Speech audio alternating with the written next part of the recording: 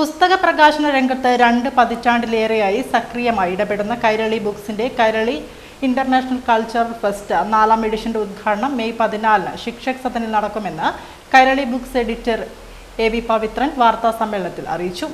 3 ദിവസങ്ങളിലായി നടക്കുന്ന ഫെസ്റ്റിന്റെ ഉദ്ഘാടനം 14-ന് വൈകുന്നേരം 5 മണിക്ക് എഴുത്തുകാരി തസ്ലീമ നസ്രീൻ ഉദ്ഘാടനം ചെയ്യും.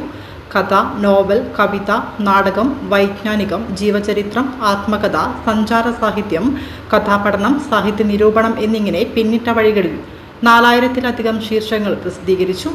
നിരവധി അവാർഡുകളും അംഗീകാരങ്ങളും പുസ്തകങ്ങളെ തേടിയെത്തിയതായും പവിത്രൻ പറഞ്ഞു. 4ാം എഡിഷനിൽ വ്യത്യസ്ത മേഖലകളിലുള്ള പ്രതിഭാശാലികളുടെ സംഗമം എന്ന നിലയിലും പുതിയ വിഷയങ്ങളുടെ ചർച്ചാവേദിയാകുന്നതിലും ഏറെ പ്രതീക്ഷകൾ ഉണർത്തുന്നതാണെന്നും അദ്ദേഹം പറഞ്ഞു. കണ്ണൂർ ജില്ലയെ സംബന്ധിച്ചിടത്തോളം കേരളത്തിന് തന്നെ ഒരു മാതൃകയാണ്.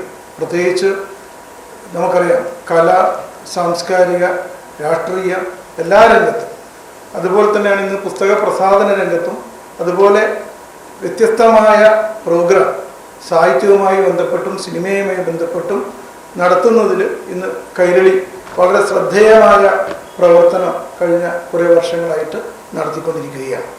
ഈ വർഷം സിനിമ, സാഹിത്യം, നാടകം തുടങ്ങിയ എല്ലാ മേഖലയും, പ്രത്യേകിച്ച് ഇതിലെടുത്തു പറയേണ്ട ഒരു വിഷയം ഇപ്രാവശ്യം നമ്മൾ Kairali books chairman doctor Murali Mohanan KV, managing director O Ashok Kumar, associate editor AK Biju Raja, marketing manager Biju PK, Nila എന്നിവരും പങ്കെടുത്തു.